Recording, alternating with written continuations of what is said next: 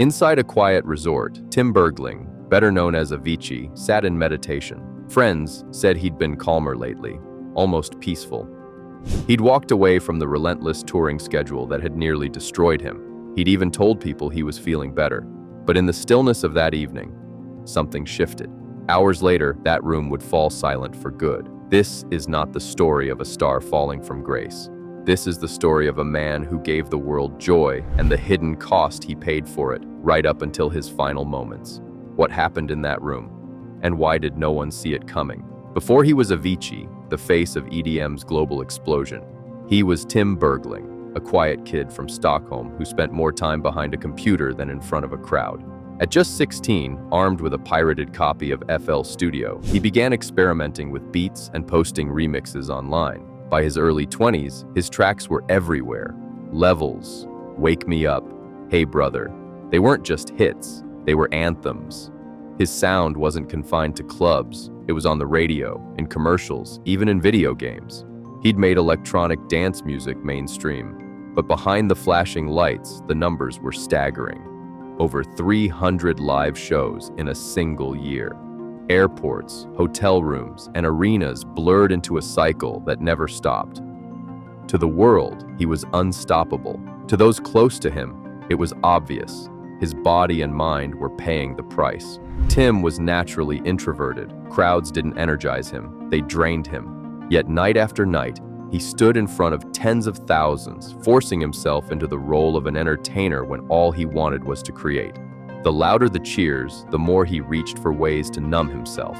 Alcohol at first, then something stronger. And with every sold-out show, the machine demanded more. He couldn't slow down, he couldn't say no. And soon, his body would begin to break in ways no one could ignore. January 2012. Tim was in the middle of yet another packed tour when stabbing pain hit his stomach. At first, he tried to push through. It was just one more show, just one more flight. But soon, the pain was unbearable. He was rushed to the hospital, where doctors gave him a diagnosis that should have been a wake-up call: acute pancreatitis. The cause? A dangerous mix: heavy drinking and medication for his skin condition. The prescription was simple: 6 months sober, no junk food, and rest. But rest didn't fit into Avicii's schedule. Within weeks, he was back on stage, back on planes, back in hotel rooms where the minibar and painkillers were always within reach. The pain never truly went away. To keep performing, he relied on opioids, prescribed at first, but soon part of an unbreakable routine. His body was sending signals that it couldn't keep up. But in the high-speed world of global superstardom, slowing down felt impossible. And then, in early 2013, the warnings grew louder. Tim's pancreas was inflamed again, this time worse than before. The doctors urged immediate surgery to remove his gallbladder, a step that could save him from future attacks. But surgery meant time off. Time off meant canceled shows. And canceled shows meant disappointing fans, promoters, and the powerful network of managers and executives who relied on him. So, he refused. Instead, he left the hospital with more painkillers and went straight back to touring. Behind the scenes, friends began to notice the toll. He was pale, often exhausted, sometimes barely able to stand before a set.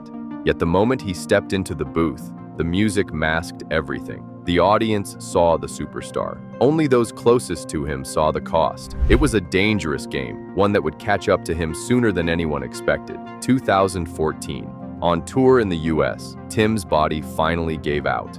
His appendix had ruptured. By the time he reached the hospital, his gallbladder was failing too. Both were removed in emergency surgery. For a moment, it looked like he might slow down. But when he was discharged, the painkillers came with him, and the cycle resumed. His parents tried to step in, urging him to taper off the medication. Instead, Tim quietly left for Los Angeles, where a personal doctor would give him whatever he asked for. That winter, things took a terrifying turn. Twice, his stomach had to be pumped after dangerous mixes of alcohol, opioids, and anxiety medication. It was no longer just a health scare, it was life or death. His friends and family staged a full intervention. For the first time, Tim agreed to rehab. There, he admitted the truth. He wasn't just fighting physical pain, he was drowning in anxiety, stress, and depression. But even in recovery, one question lingered. Could he really step away from the world that had made him famous? Rehab gave Tim a glimpse of a different life, one without endless flights, deafening crowds, and the pressure to be Avicii every night. He bought a puppy, he traveled with friends, he learned to meditate, sometimes for hours a day. In March 2016, he stunned the music world. Avicii was retiring from touring. At just 26, one of EDM's biggest names was walking away from the stage. His final show that August was bittersweet. He smiled, he waved, but behind the scenes, he drank, smoked, and experimented with psychedelics. Without the grind of touring, Tim focused on studio work, but the quiet also left space for something else: introspection. He began journaling, meditating more, and talking about finding inner peace. Still, those closest to him sensed he was searching for something he couldn't quite name. And in early 2018, when he booked a getaway to Oman, they hoped it was just another step toward healing. They didn't know it would be his last trip. Oman, April 2018. Friends said Tim seemed lighter when the trip began, laughing, talking about music, even sharing plans for the future. But within days, his behavior shifted. He spent entire afternoons alone in the blistering sun, meditating for hours without food or water. One friend grew so concerned they called his father. The next day, Tim phoned his family himself. Something in his voice set off alarm bells, words that hinted at letting go. His brother David booked the first flight to Oman. On April 20th, 2018, Tim Bergling, known to the world as Avicii, was found dead. Authorities swiftly ruled out foul play after conducting 2 official autopsies. Though no explicit cause was initially released, reports revealed that Avicii died with evidence indicating self-inflicted injuries using a shard of glass, possibly from a broken wine bottle. His family shared a heartfelt statement, calling him a fragile artistic soul and an overachieving perfectionist who grappled deeply with existential questions and the pressure to find inner peace, even after retiring from touring. Despite stepping back from the spotlight, Tim's struggle continued. He had told fans in 2016 how relieved he felt being studio-focused, but admitted the grind and expectations had left lasting scars. The news shocked the world. Fans gathered in Stockholm to dance in tribute, their tears becoming a rhythm for remembrance.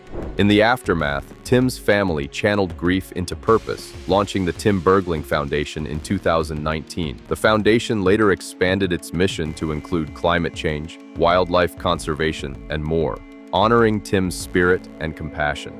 His creative journey didn't end with his passing. The posthumous album Tim released in 2019 featured songs Tim had nearly completed, blending psychedelic, Caribbean, and Arabian influences, even including a collaboration with Chris Martin. The project reaffirmed that even in his darkest hours, he was still creating some of his greatest music. Documentaries like Netflix's I'm Tim and Avicii, My Last Show gave fans an intimate, respectful look at his life, celebrating his genius without dwelling solely on tragedy.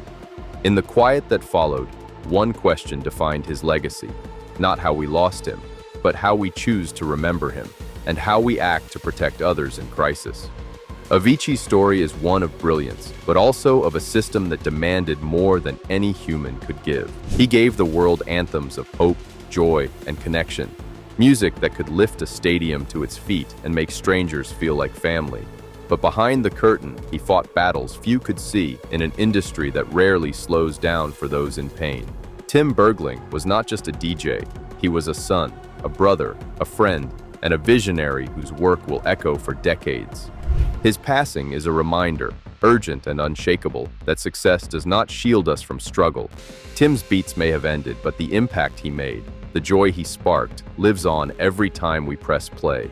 His legacy isn't just in the music he left behind, but in the conversations we now have, and the lives we may yet save because of them.